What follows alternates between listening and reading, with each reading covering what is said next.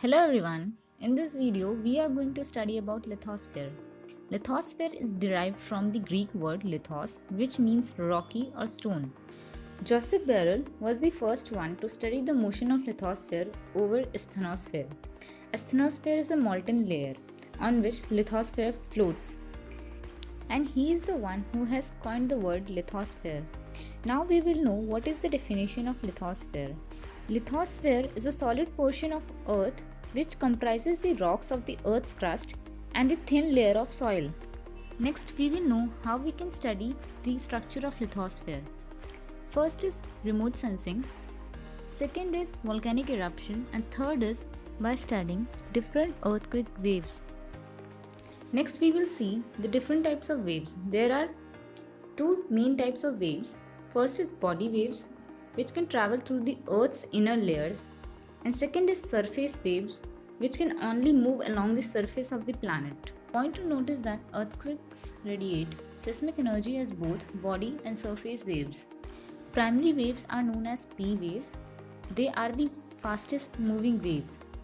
They originate in the focus and moves outwards through all states of matter. They can cause back and forth motion of matter and can pass through liquids also. Secondary waves are also known as S waves.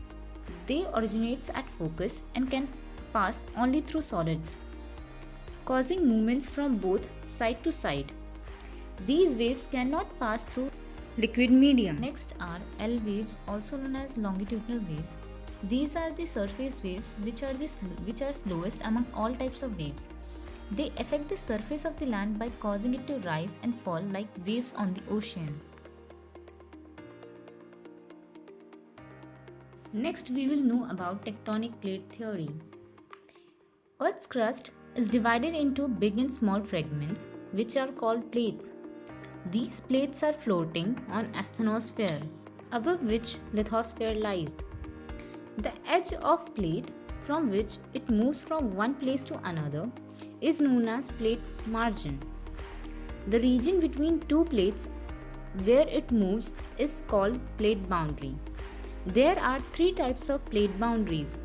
Next is divergent plate boundaries, where new crust is generated as the plates move away from each other. These are also known as constructive plate boundary. Second is convergent plate boundaries, where crust is destroyed as one plate dives under another. This is also known as destructive plate boundary. Third is transform plate boundaries.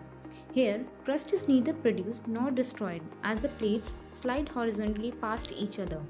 These are also known as conservative plate boundaries.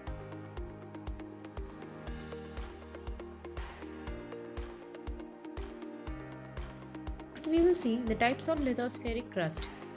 First one is oceanic crust and the second one is continental crust. As we know, the Earth's surface is divided into two parts. First is continents and second is ocean basins. Continents are large land masses and ocean basins are huge water bodies. Now we will see the structure of lithosphere. First, we will see the structure of oceanic lithosphere.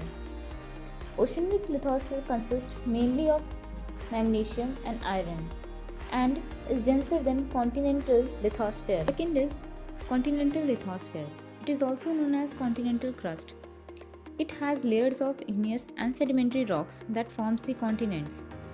It is mostly composed of granite rocks. Next we will know about crust. Crust is the outermost layer of the earth with average density of 2.8 to 3 gram per meter cube and thickness of 30 km. It consists of oceanic and continental crust. It is the layer in which life exists. Next layer is mantle. It is the second layer of the earth which extends from 30 km to 2900 km with average density of 2.7 gram per centimeter cube. It consists of 86% of total volume and 68% of total mass of earth. It is made up of silicate-rich iron and magnesium. It is derived from discontinuity called Mohorovičić discontinuity. And the last layer is core, which is the deepest layer of earth. It extends from a distance of 2900 km to 6,371 km with an average density of 4.3 to 11 gram per centimeter cube. Mantle and outer core boundary is called Gutenberg discontinuity. Core has volume about 16% of Earth's total volume and core mass is about 30% of Earth's total mass. It is further divided into two zones, upper core and lower core, by a discontinuity called Lehman discontinuity. Next, we will see the composition of lithosphere. According to Edward Swiss, Earth's layer can be divided into three types on the basis of their chemical composition. First is Sial. It is composed of silicon and aluminium. It is located below crust and dominated by acidic matter. Second is Sima. It is composed of mainly silicon and magnesium. It is located below sialic layer and is dominated by basic matter. Last layer is Knife. It is mainly composed of nickel and iron and has magnetic property. Let's have a quick revision on the different types of discontinuities present. Discontinuity means the transition zone between two layers. First is Conrad discontinuity, which is present between upper and lower crust. Mohr discontinuity is present between crust and mantle. Repeated discontinuity is present between upper and lower mantle. Gutenberg discontinuity is present between mantle and outer core. Lehman discontinuity is present between outer and inner core.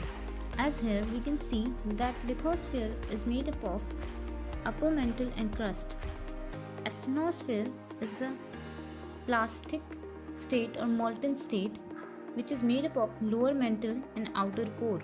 Mesosphere is made up of upper mantle and lower mantle. And barosphere is made up of outer core and inner core. It is composed of nickel and iron. Next we will see the differences in oceanic and continental crust.